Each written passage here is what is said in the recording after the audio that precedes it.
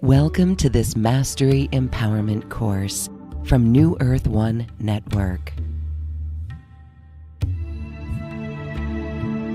This is designed exclusively for your higher self connection and embodiment.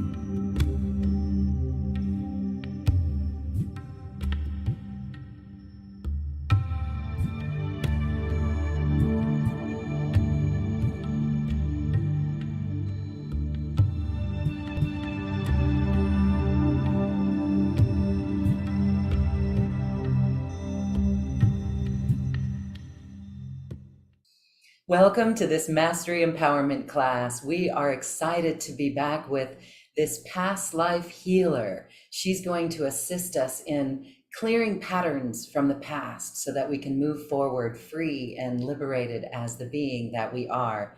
Anna Francesca Celestino is with us to share on past lives and how we can break free of past lives that keep us in patterns. Let's welcome Anna Francesca Celestino to this platform. Hi, Anna. Thank you for being here. Oh, thank you so much. It's great to be back. And we're here to talk about one of my favorite topics today is past life clearing work. So I'm really delighted to be able to share this with everyone today. Beautiful. This is an introduction course on a larger course that you're going to be teaching. And this is Anna's clearing process, the all-purpose clearing for these past lives. So we're going to hear from you on the patterns that show up in our lives and all of this. It's very interesting because at one point recently this year, this has been a transformational year, I looked and saw many past lives of people in my surroundings, and that's pretty fascinating, isn't it? It's interesting. So share with us some of these patterns that we can recognize, because I'm sure we have many past lives, but it's the ones that are detrimental, that keep us stuck in these patterns that we are focusing on here today. Yeah, it's funny because I think a lot of times people want to do past life readings to find out, oh, was I a queen or was I this or that? And I'm at heart, I'm a bit of a shadow worker. I kind of tend to like to go into the shadows, find out. I'm more interested in what's stopping me, because I think when we unplug those things, our spirits just naturally blossom and expand. So I'm always looking for what's the thing that's getting in the way of me really expressing myself.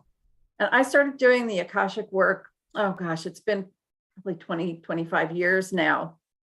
And what I found for myself was that I was, I'd be going along and things would be fine. And then something would get triggered in my present life and cause sort of an explosion in my present life. And I realized there's more to this than the situation really calls for. It was maybe an overreaction to something, or I triggered something recently and I felt like I went down a rabbit hole.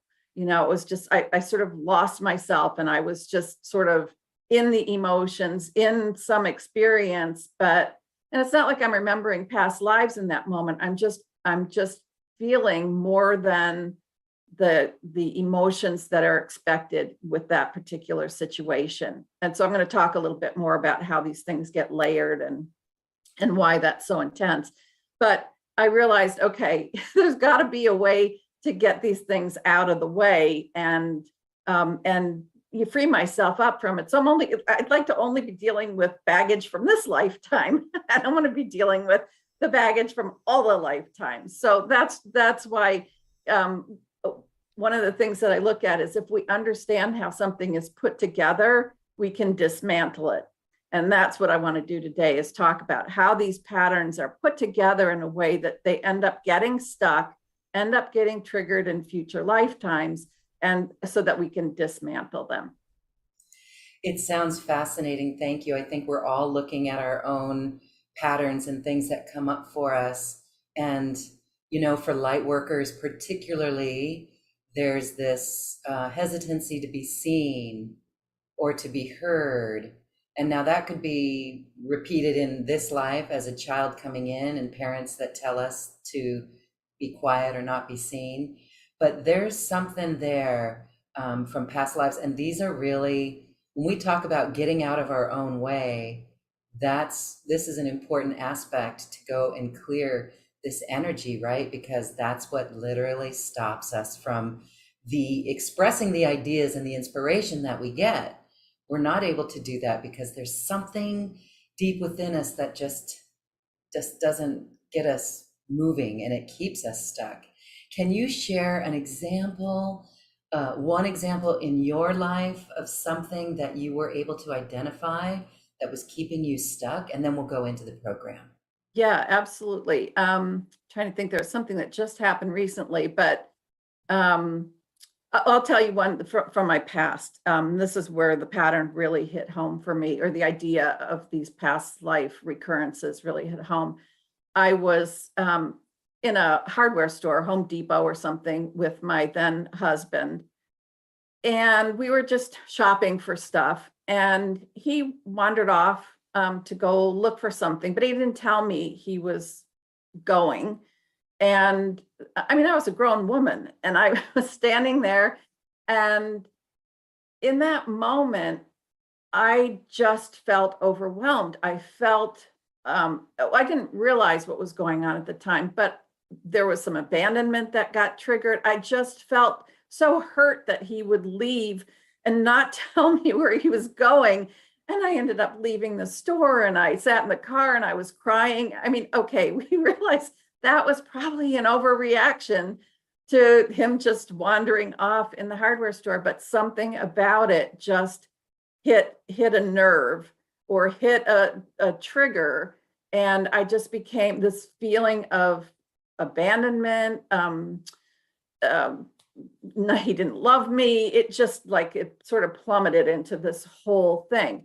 And this kind of stuff, though, does happen, I think, all the time, where suddenly we get triggered and we don't realize it. And all of a sudden we're in it. So that's one embarrassing story from my past, but it's a good example, I think. And so what did you do then? You went and as you cleared that pattern, what did you discover?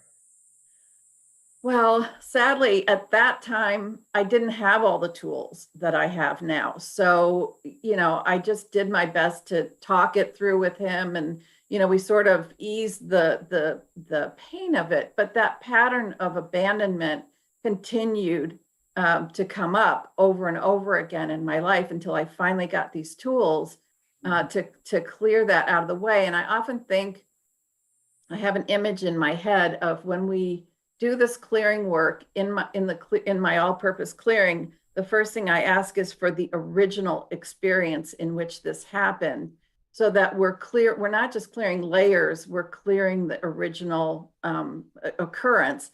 And so I always picture it like I used to be a gardener and pulling the roots of like a weed and getting the roots, and when you that really gratifying feeling when you get the whole thing pulled out and you've got the roots too, that's what the clearing feels like. Yes, okay. All right, well, we are excited into learning more about this process. Thank you. Good. Well, I'm excited to share it with you. So let me get to the screen share here and let me get my slides up. Give me just a second. All righty, so we're here to talk about breaking free from the past, as Lauren has just so beautifully described. And so the question is, have you been struggling with a behavior or a pattern that's keeping you stuck and keeping you from your joy? And I would add, as Lauren mentioned, keeping you from sharing your gifts. So what if what you're struggling about started a long time ago. So in this workshop, we're going to talk about how a pattern gets locked in and then ends up repeating lifetime after lifetime. We're going to talk about 3 elements needed for a pattern to get stuck and repeat, and how patterns from the past get triggered. So let's get started. What does a repeating pattern look like? And I just gave you an example of that, but are there things that you want to do, but maybe you sabotage your success, or maybe things that never seem to break your way, or things never seem to break your way? Maybe there's a different way that you want to be in the world. Maybe you're overcome a lot with fear or anxiety, and maybe you want to be more calm. Maybe you want to have less self-doubt. I see this a lot with people that I work with, that lack of confidence. So maybe you're wondering about that and you want to have more confidence in your life, or maybe less scarcity. You know, certainly there are things from our past that cause us to go without and to have less than and not enough. So you're wanting more abundance. Maybe you want to have better relationships. Maybe you have a habit of choosing the wrong person. Maybe you lose yourself in relationships, or you're afraid to stand up for yourself. These are the kinds of things that show up that could be tied to past life experiences. Maybe you want to be better at self-care. And boy, I see this one all the time, particularly with women, doing too much for other people and not enough for yourself, not feeling worthy, or putting everybody else before yourself, not being able to draw good boundaries, not feeling worthy of self-love. So whatever it is that you want to shift, it's good to consider the possibility that this pattern may have started many lifetimes ago. So I gave you my example of my hardware store story, and it just gives you an example of how these things pop up again and again. So let me stop there. Lauren, do you have any questions or anything for that part?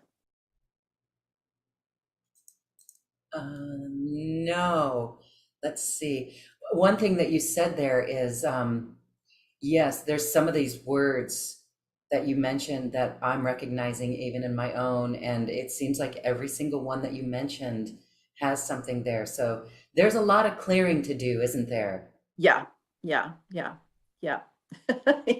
I've been doing this for 25 years and I keep finding things to clear. So yeah, there is, but it does make the way for more self-expression and all of those good things. So the next part of this is breaking down what keeps us stuck. So over the years, I've done hundreds of past life readings, and I began to see a pattern for how this stuff works. And what I saw was that there were 3 elements that needed to be present for a traumatic experience to become locked in and to repeat in other lifetimes. So I bet you're wondering what those 3 things are. The first one, and now we're getting into shadow work. So these are not fun things, of course. You know, the good things that happened in past lives, you know, we celebrate them and move on. These are the things that end up coming back and back and back because they're unresolved and they're painful. So the first thing that I saw was there needs to be some kind of experience that creates painful feelings. But if we, in that lifetime, if we address the painful feelings like grief or anger, resentment or fear, if we address those, that resolves the issue. That pattern doesn't repeat. So what we're talking about here is one of the 3 components is to have a painful experience and those feelings are unresolved.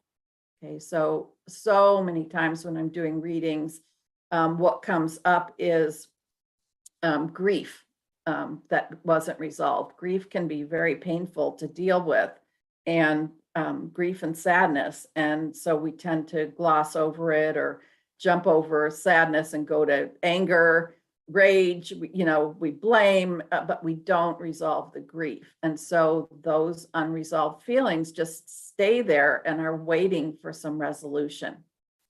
So that's the first one. The second thing that needs to be present for a pattern to get stuck is thoughts or beliefs that come up. And the way that I look at this is we have a painful experience or we feel something very intensely, and then the mind goes to work on creating thoughts and beliefs around it to make sense of those feelings.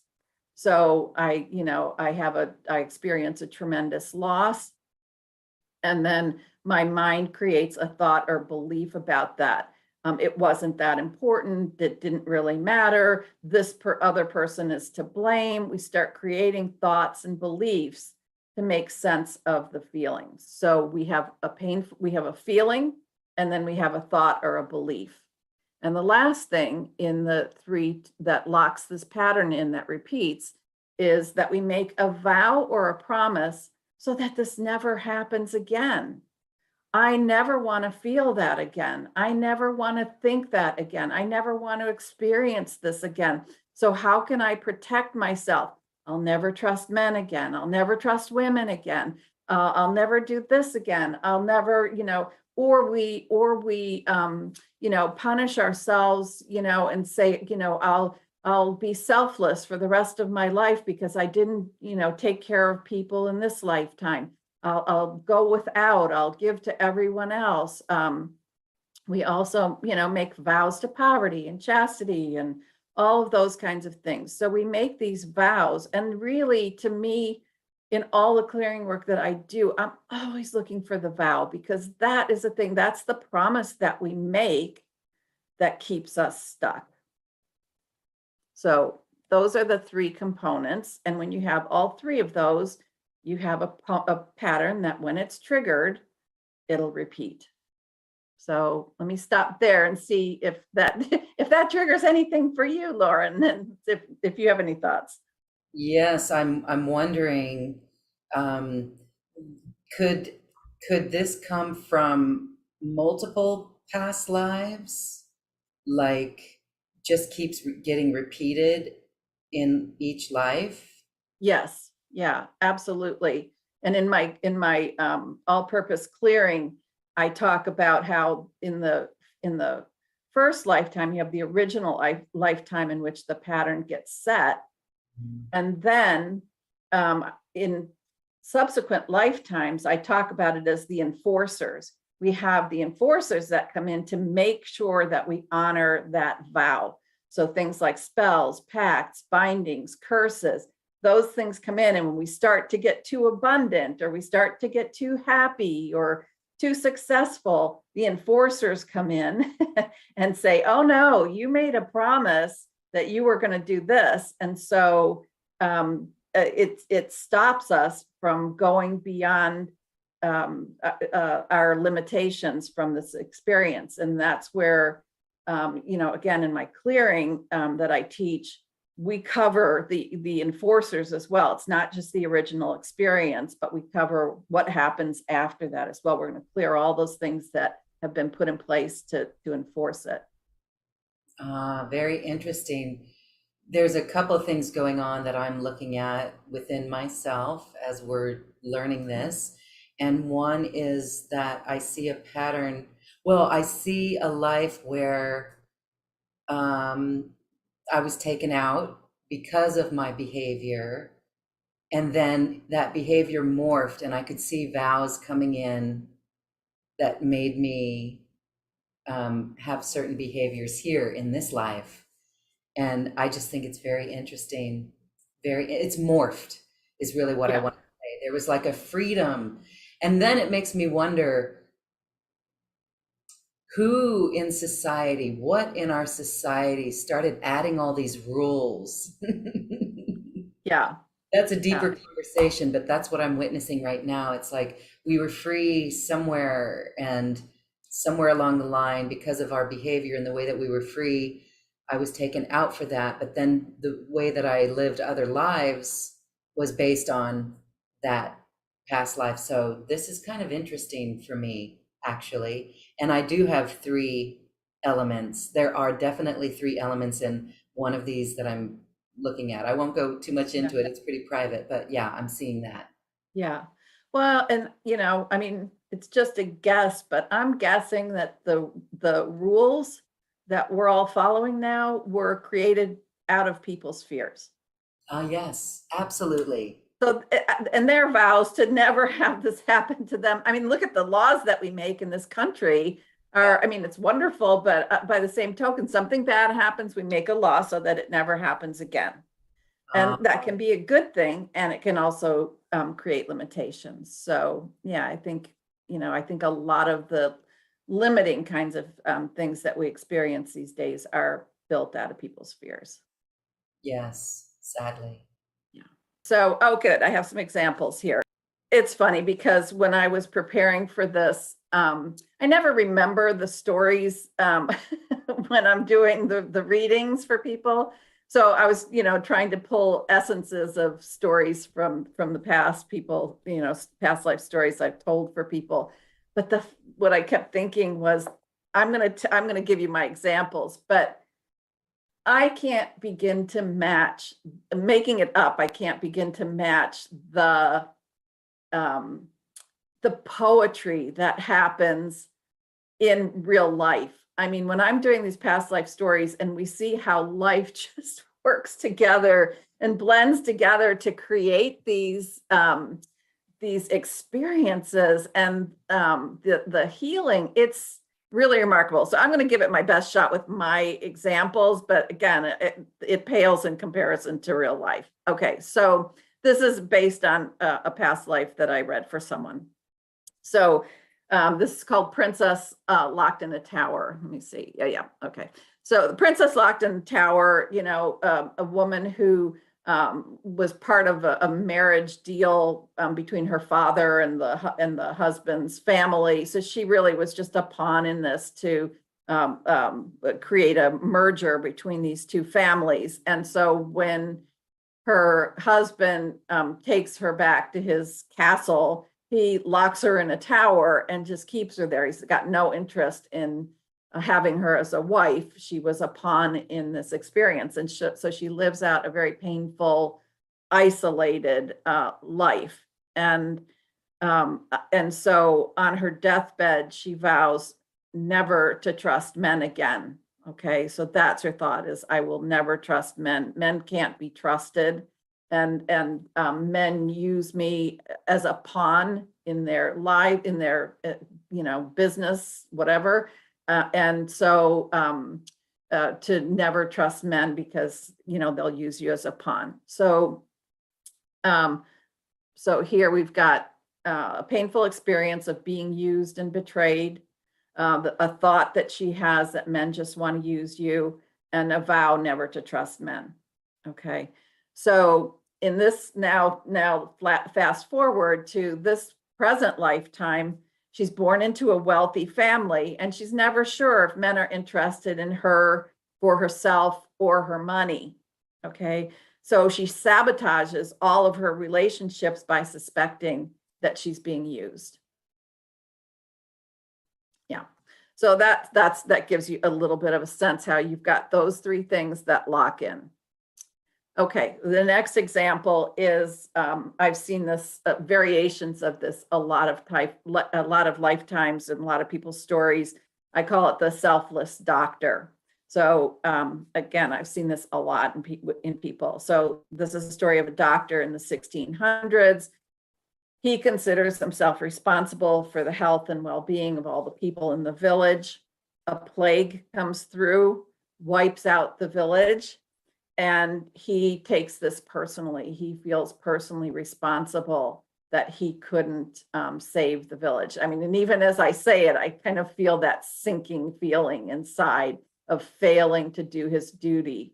And so the three components here that would make that repeat itself: death and grief, and the grief is probably unresolved, the thought or belief that he let everyone down, and a vow to continue to try helping people, putting everybody else before himself. Now in the current life, we see a man who has no money. He's constantly doing for other people in his healing practice, gives and gives and gives to the point of exhaustion, and just like nothing left for himself because he's doing all of this out of guilt. Okay. And so he's repeating this pattern. And it just, it just kind of ruins his life. I mean, what we're looking for here is some balance. Fine. We want to support people. We want to heal people or work and help in their healing, but there's got to be a balance. And he gave that up with this vow. One more example, similar story, the defeated warrior. And again, I've seen variations of this a lot of times where there's a warrior in a village who feels like it's his responsibility to protect the village. And then an army comes in, decimates the village. But in this case, with this warrior, the painful experience is defeat and unresolved grief, but instead of going to sadness and poverty and giving everything of himself, he turns to anger and blame. Okay. And so because he can't deal with the grief, he goes to anger and all of his energy goes to blame, pointing his finger at the enemy. And so his vow is for revenge. I'll get them for this. And so in his current life, he's quick to go to blame, rage, revenge, and that takes a toll on his life. He's not being fair to the people around him, and he's not taking personal responsibility for things. A lot of times when I look at these lifetimes, I have people sort of take a step back and realize, okay, there's no one person that could be responsible for everything that just happened. There were a lot of factors. There were a lot of people involved. This is not all on you. So you did your best. And so anyway, so those are some examples. The unresolved grief, does this clearing then resolve the grief? Is our conscious awareness of it unraveling the pattern, and does it solve the grief? Well, I believe that we can't just, gloss over grief. I think we have to experience it and recognize it. And the thing is, we're probably experiencing it over and over again in our current situation. So we are experiencing it. When I do the clearing, I have all these my little tricks and tools. I put in a field of absorption at the beginning of the clearing so that it absorbs, let's say 90% or 95% of the emotions that are present in that experience. We just walk through maybe 5% of it. I think you have to feel it. I think you have to recognize it. But you don't have to, drown in it. In your course, you're going to help people recognize the past life and the thread. Maybe I'm getting ahead of ourselves, but how would you trace this back and identify a past life? Is that what you do, or do people do that for themselves? In the clearing work, you don't have to be able to read past lives. We ask for the original experience. You don't have to know what that is. So if you're not good at reading past lives, you don't have to know. And we talk about clearing the thoughts and beliefs. We talk about clearing the vow. You don't have to know specifically what those are, but we always start with what's the issue you're dealing with in your life right now? So we're laying it over the top of the past life that we're clearing. So you're going to have a sense of the essence of what thoughts and beliefs are you living out of right now? What vow do you think you're living out of right now? Where are the limitations? So I have an exercise that I have people do in my coaching program, and it's create a list of what you're tolerating. Start there. If you're not sure what to clear, start with what are you tolerating? Because I always think what we're tolerating it because we know it's not right. The fact that we're tolerating it is a clue that we think there should be something more. There should be something, this should be different somehow. What is right now is not the way it's supposed to be. And there's something in there that's messing this up. Yeah. We look at, issues in our life right now, and what are we tolerating? And that really is a nice key map, a map of things that we can trace and it's really fascinating. Okay, well, I'm interested to see how we clear it because we've all got some work to do. Yeah. Yeah. All right. Well, good. Let's keep going. The third piece in this of that I wanted to talk about today, we've talked about how a pattern gets locked and what it looks like in present life. We talked about the three elements that cause a pattern to get stuck. So now let's talk about the triggers and how that these old patterns get reactivated. So a trigger is a similar set of circumstances or dynamics that match the original experience. Okay, so I'll say that again. A trigger is a similar set of circumstances or dynamics that match the original experience. So it's like an overlay. Well, it is an overlay. So when circumstances are close enough, the original unresolved pattern gets triggered, and there's this layering effect. So you can kind of think of it like those layers. So you've got the original, which would be the yellow, and then subsequent lifetimes. And the green one is like, here I am now, and this is still coming up. So you not only feel or experience your current situation, you're experiencing the thoughts and feelings of the original experience, plus any of the following lifetimes.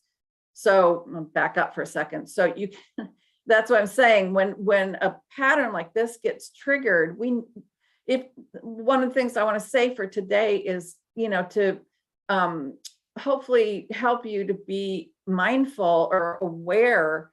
Okay, I just stepped into a past life here. If you're paying attention, you may recognize it. I can't think what the circumstance was that I just had lately. I can't remember what it was. Might have been around isolation from the pandemic or something, but just within the last month or so, I something got triggered, and I felt like I just went down the rabbit hole. It was like I was just drowning in emotion, and it went on for a couple of days, and when that happens, you kind of lose yourself in it. And everything just looked grim, and I was so sad, and life was so difficult, and I was so alone, and and it went on for a couple of days. But then finally I thought, where am I right now? I fell out of the present moment, and I'm somewhere drifting in some experience that's more than what was called for. And I got my pendulum out, and I did my clearing. And I didn't really even go back and read the past life story or anything. I just did the clearing, and I'm not exaggerating. I promise you, within a few minutes, I felt the air clear. I felt all of a sudden, like all of that fuzzy emotion that was there just dissipated, and I was back in the present moment. And then I could really take a look at what just happened. How am I, how is this affecting my life? How can I live my life differently now that I'm not buried in this old experience? So that's that layering effect. And so I want to encourage you to really pay attention. It's like my hardware store story. It's like all of a sudden I'm in so much emotion, and it's way more than what's called for. And so you've triggered something. You're not where you're supposed to be anymore. So we want to be aware of being triggered. Like I say, the feeling usually feels like it's got more juice than the current situation calls for. Can feel like you're losing yourself or going down a rabbit hole. So you really want to pay attention. So those are the three things. Maybe we'll come back out of this for a minute before I do the recap and see, where is that landing for you? I hear the phrase for me, and I heard this from my higher self one time, that I make mountains out of molehills. And that's because of what we're talking about here today. Those triggers that we tend to just give it more energy. So fascinating. And another thing that's fascinating is how quickly it dissolved. We've been talking about using other tools like the Ho'oponopono, the 4 phrases: thank you, I love you, I'm sorry, please forgive me. Many people know those, but if we say phrases like that, it helps us to dissolve the energy in that situation. But the work that we're doing here, that's actually clearing it and dissolving those patterns. So it's refreshing and encouraging to know that it can happen pretty quickly. Yeah. Yeah, it does. I promise you, I'm not exaggerating. In my experience, this stuff just moves. And, I've seen it with clients as well. So, Like the and then, auric oh, field is shifting, right? Like this is not just in our physical body, but it's in our energy body. It's in our aura. well, and it's in our DNA lineage, so I look at it like when I do a clearing with somebody and we've gone back to the original experience, I'll often say to them, think about it like we've changed, like let's say you were an orphan and you were unloved and, alone in the world. And then we clear that pattern. And then, when I do private sessions, we do a whole repatterning thing as well, which you don't have to do, but it gives you like a new thought form to hold on to and that kind of thing. Um, you're changing, you change the story, so when you clear it, you're not living out of a place of a wounded orphan. Now you've cleared that, so then each story after that gets to change a little bit. And so all of a sudden now you're a person who's loved and surrounded by family and people who love you. It can be a new story for yourself. So we talked about what recurring patterns might look like in your life right now, also known as what you want versus what you've got. We talked about the tolerations list, uh, you know, um, uh, looking at what is at the moment. This is not what I want. Maybe you want a relationship and you've been alone for a long time, or relationships don't seem to work out for you. Is there something from your past that wants to change so that you can open your heart again and allow someone else into your life and trust again, maybe? So then we talked about the 3 elements that are needed to lock in a traumatic experience and make it repeat. So the unresolved feelings we talked about, the thoughts and beliefs to make sense of the feelings, a vow or a promise so that it never happens again. So all 3 of those things. And then we talked about the triggers. So a similar set of circumstances or dynamics that match the original experience like an overlay. And at the end of my all-purpose clearing, we clear the trigger, and so that doesn't happen again. And the trigger is usually tied to the vow.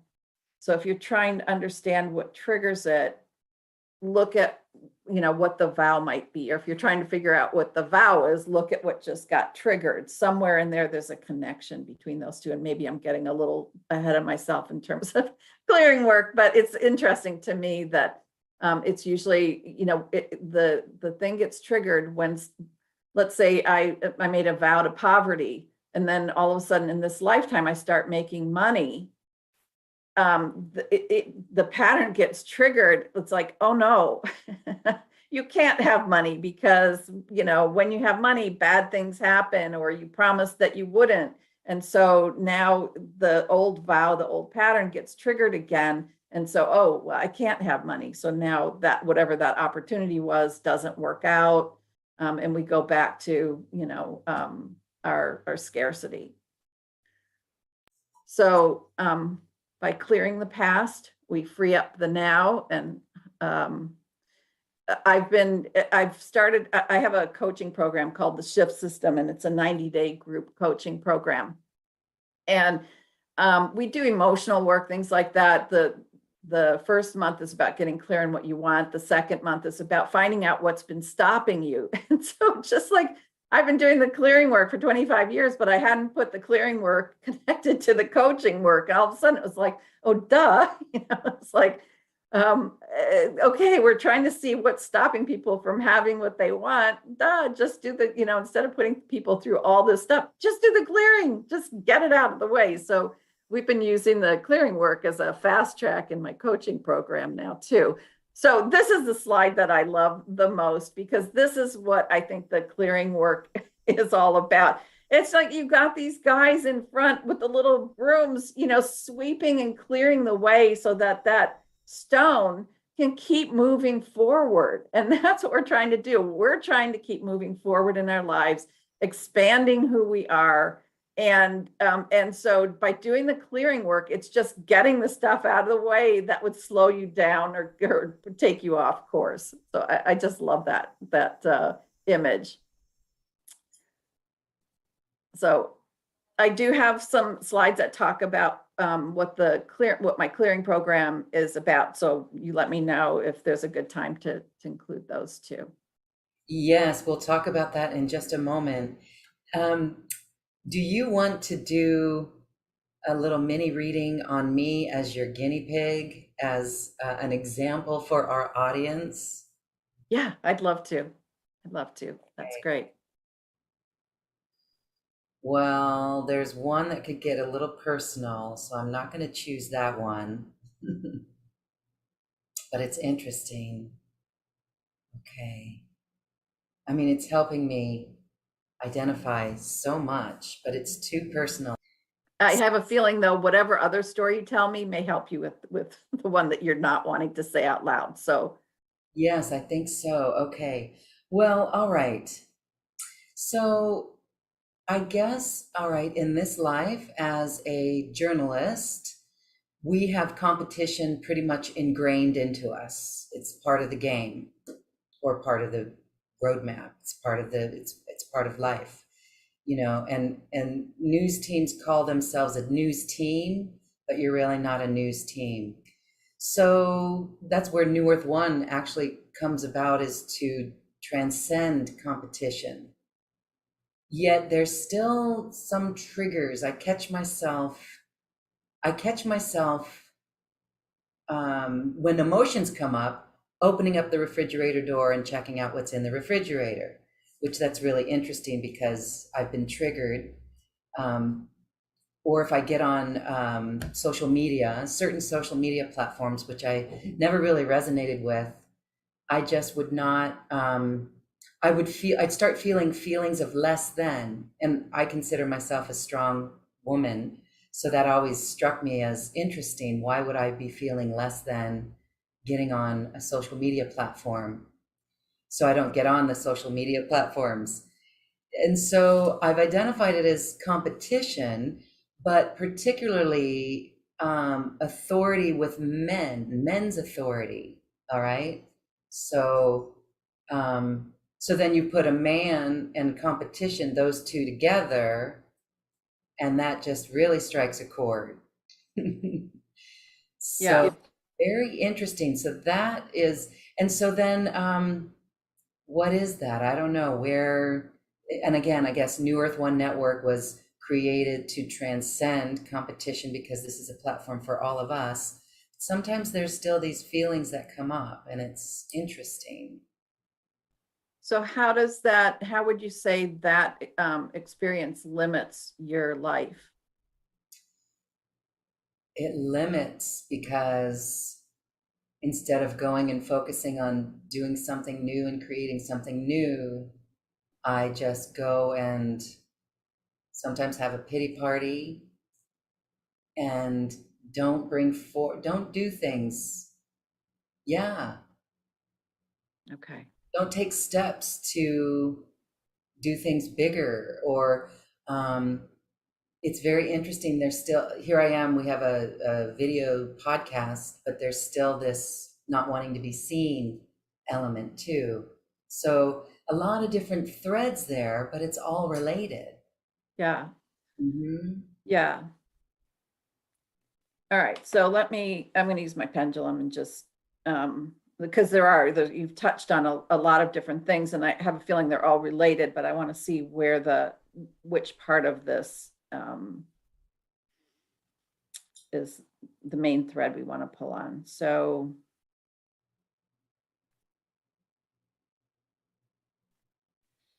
Um,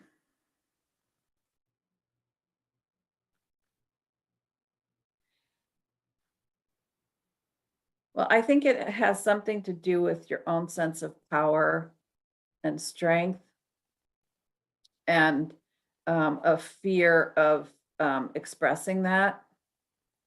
Ah, Um, yes. right. So I think, okay, so let's go with that. I think it's about a fear of your own power and strength. Yeah, now I got goosebumps, so I think we're on the right track. And I felt Okay. related to the other as well, the other issue. Yeah. Okay, good. Good. Okay, so then we want to look for, what's holding this stuck. So obviously there was an original experience. We can ask, is it present life, past life? So it starts in the past life. And so, I mean, I could do a quick reading and see.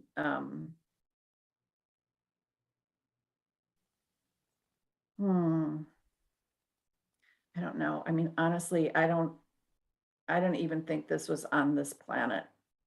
Ah, that makes a lot of sense because I feel it goes to Lemuria and even beyond.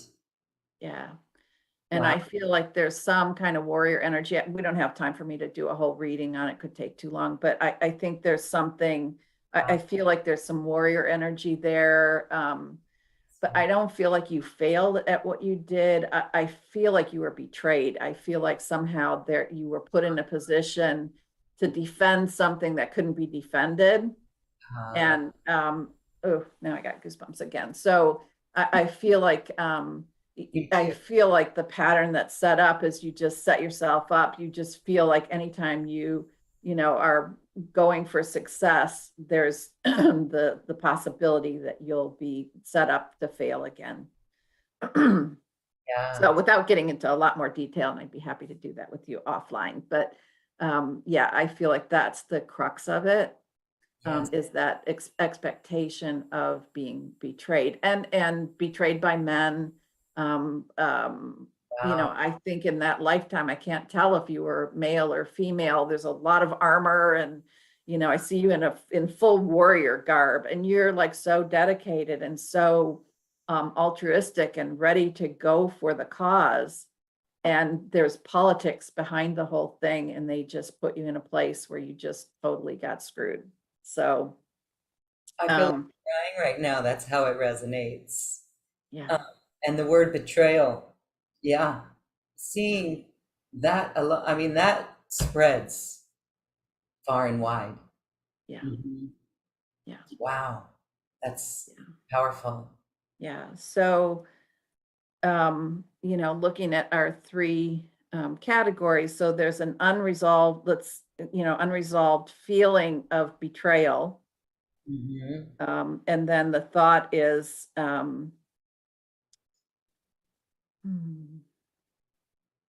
Don't put yourself out there that way.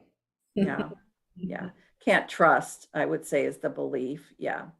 And Yeah. then the vow is, I would say the vow is to expect the unexpected, or expect, yeah, those are the words I'm getting. Expect the unexpected. So to be caught off guard, to be blindsided, to be, you're going in one direction. So expect the unexpected is the vow. Wow. Hmm. And then, yeah, so now we've got our three elements, right? Yeah. Yes. And that keeps that pattern locked in and recurring. So maybe, is there anything that comes to mind in terms of how that vow is playing out? Like expecting the unexpected? Do you stop yourself from taking chances because you're expecting the worst? Or what might that look like for you?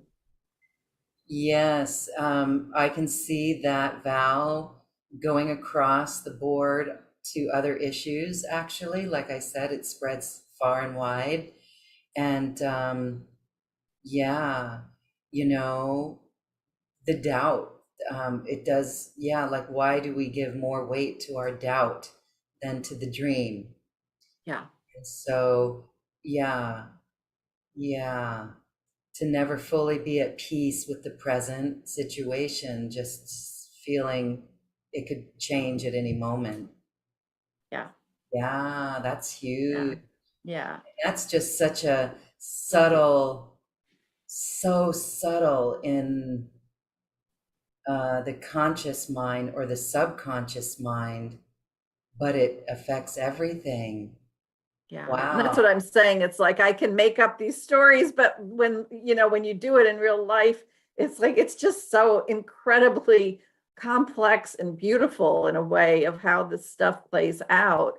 So the last piece of that is to recognize the trigger for this. And I would say the trigger is, if you think about that warrior, with the best intentions, wanting to serve country, their country and humankind, and they want to serve, and they put themselves in a position where they got slammed.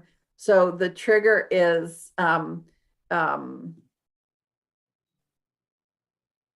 putting yourself out there, putting yourself, like when you say, oh, I'm going to do this, or oh, I'm going to try this, or I'm going to go for this, it gets triggered, and then we go back to remember what happened last time, and then you go back into those feelings again, and relive that again.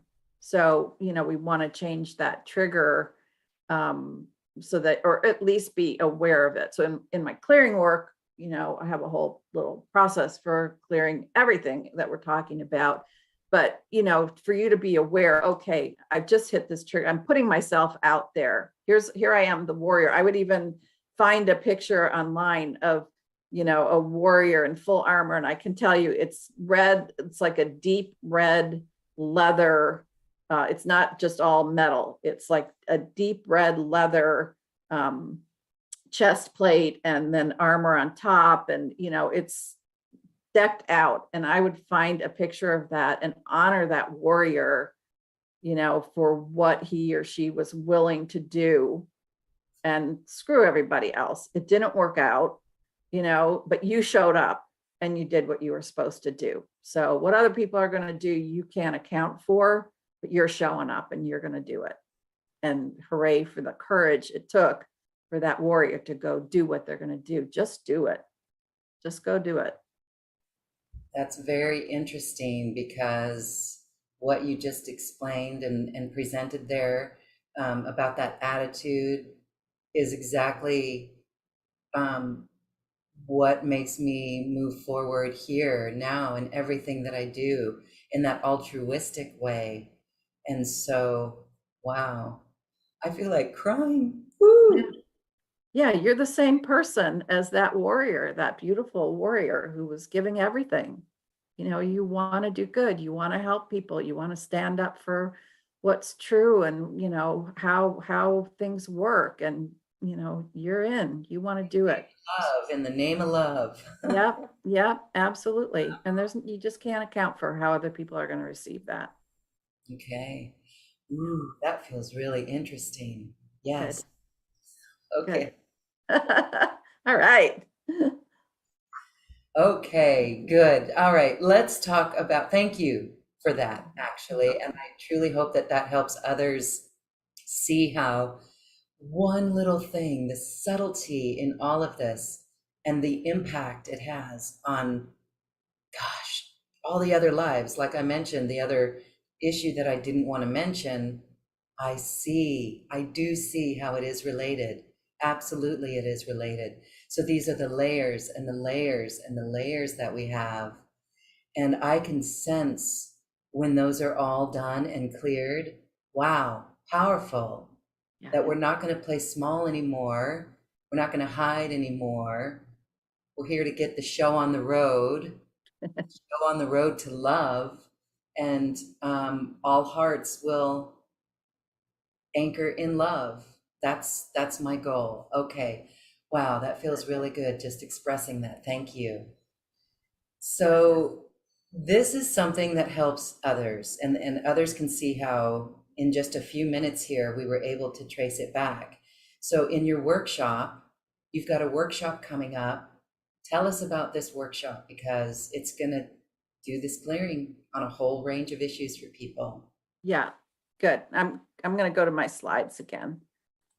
So it's my all-purpose clearing training. And the reason I call it my all-purpose clearing is because I studied the Akashic records and reading past lives and healing work and stuff related to all of that for 8 years. I was in training, and over that time we learned thousands and thousands of clearings for all kinds of things. And I had notebooks and binders and just so many things. And then a few years ago, I just said, I think we can clear most everything with just this one clearing. And so that's what this clearing is. That's why I call it my all-purpose clearing. So it's easy to follow. You don't have to be able to read past lives. You don't even have to be able to use a pendulum. We can work with, kinesiology, things like that. You're going to learn my unique process for clearing past lives from 25 years of experience. So you'll learn how to go back to the original lifetime, which we just talked about. You'll learn how to clear vows, spells, pacts, bindings, curses, and more that are the subsequent from subsequent lifetimes. So it's great for clearing your own patterns, but I would also really emphasize that if you're a practitioner doing energy healing work, you can learn how to do this clearing for your clients as well. And you don't have to be able to read past lives to do it. So it includes we start with how to tap into the Akashic records, give you an overview of the clearing. There's 9 steps to the clearing process. I actually have the course on video as well, so you can have access to that if you want to go back over it. You get a 20-page workbook. And then once a month, anybody who's taken any of my Akashic classes, I do a monthly live Q&A Zoom call, and we get together and everybody just shares what they're working on and if they have questions. So we talked about the baggage, the levels of baggage that you have and how you can clear that, and you don't have to live through that. It's an amazing tool for growing your life so that you can reach your full potential and experience more love and joy. So lots of benefits to this. Quickly moving through issues so you're not dragging it out for years. I mean, why suffer?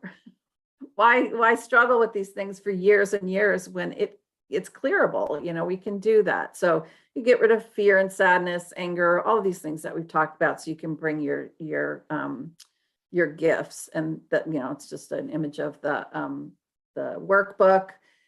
So you get all of that in the clearing. We're going to talk about clearing the 3 things that hold the pattern in place. We're going to talk about the enforcers from the spells, pacts, binding, curses, and other things from subsequent lifetimes.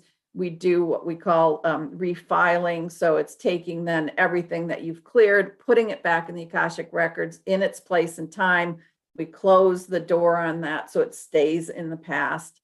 And then we work with the trigger and give you a new thought form to go forward with. So when you step into a similar situation, instead of the old thoughts that come up and the old vows, you have a new thought that you can reprogram into that. And it just helps keep you on the right path. And then the other offer that I have here is, if you're not a do-it-yourselfer, some people are like, I don't really want to learn how to do the whole clearing. I just want this stuff cleared. Maybe what you've got, you think this is going to take a professional to clear this. Then I'm happy to do that for you. So I have a private clearing session that I offer. It's actually a really beautiful process. We go in and talk about the lifetime, talk about how it relates to your current life, a bit like I just did with Lauren, and then then I help you repattern it. It's quite a fun process.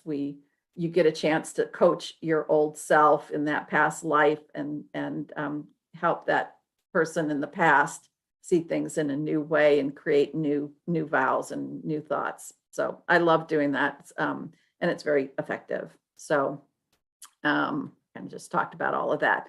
So that's it. Those are the 2 offers that we have here. Is the all-purpose clearing And then, if you want me to do it with you, I'm happy to do that too. Yeah, the personal time with you just helps us drill down into it even deeper and more effectively. And in a private space, that just gives us that one-on-one time with you, and really very exquisite and precious, that time with you. Thank you for this class. Thank you for sharing your wisdom that you've honed over the past few decades. This is a way that we are helping clear trauma, unresolved grief, shame, guilt, betrayal, all of it that keep us from being that beautiful being that we are here to do what we came to do. This is a lifetime where we can totally clean all this stuff up, and we are doing it. We are clearing a lot of stuff, a lot of baggage that we cannot take to New Earth. So thank you, Anna. I really appreciate your time today and your teaching of this course. All the information is here right on this webpage, and we invite all those watching and listening to check it out, to sign up, to get involved, and to do this deep healing work. It is shadow work. It's the shadow. It's not always easy looking in the shadow, but we have to look at the shadow. Do you want to add anything to that? Only thing I would say is that, as I said, I have no problem going into the shadow, and we always come out in a positive place. So, and I'm there to hold people's hands all the way through the process. And I think you can kind of see there's a lightness, even though we're going into the shadow and experiencing the darkness, there can still be a lightness to it, because that's what we're doing, is we're bringing things out of the dark and into the light. Yes, out of the subconscious, like even in my own experience, I do feel so much better. And awareness of this, I would say, is a majority of the work, of the lifting, the heavy lifting. Can you quantify the awareness? Can you put a percentage out of 100 of how much the awareness is? You know, my mom and my sister and I all did a workshop together, and everybody had a different percentage when we talked about this. I think it's like 95%. I Yes. think, once you see it, you never go back. You do have to be diligent. So in your case, with the work that we just did, I would encourage you, like I said, get a picture of that warrior, put an affirmation up. We clear the original stuff, but habits, then we have habits, habitual ways of thinking. So you want to do a little bit of extra work to really make sure that you're reminding yourself, I'm different now. This is different now. I'm choosing differently now. So you really want to reinforce that as well. But awareness, I don't know, I guess 95%. And again, it's just fascinating that it's not just past lives on this planet, but it's through all creation, through all Yeah. creation. And Yeah, that, I've done lots of off-planet past life readings too. wow, that is just spectacular. It's remarkable. It's very powerful. And uh, the lightness that comes from that is wonderful. So thank you, Anna. As we close today, I just want to give you final thoughts. I'm happy to be here. I'm happy to share this information, and I'm grateful for you. Actually, I'm grateful. When I was on before, I just loved your heart and the love that comes through, and I was looking forward to just having this time with you as well. So that's my closing thoughts. Thank you, and it's a joy to be here with you today. Oh, thank you, Anna. It's a joy to be here with you and those hearts who are watching that can feel into Anna's work and facilitation of her work for you in your life. She's here for you. And we are so honored to be able to support you in this way. We are headed towards New Earth. We are New Earth. New Earth is within us. It's a vibration. But all of these triggers and old patterns that no longer serve us have to be rooted out. And Anna is a great teacher for that. So join us, and we look forward to seeing you too. Thank you everyone for watching. Anna, thank you. Namaste.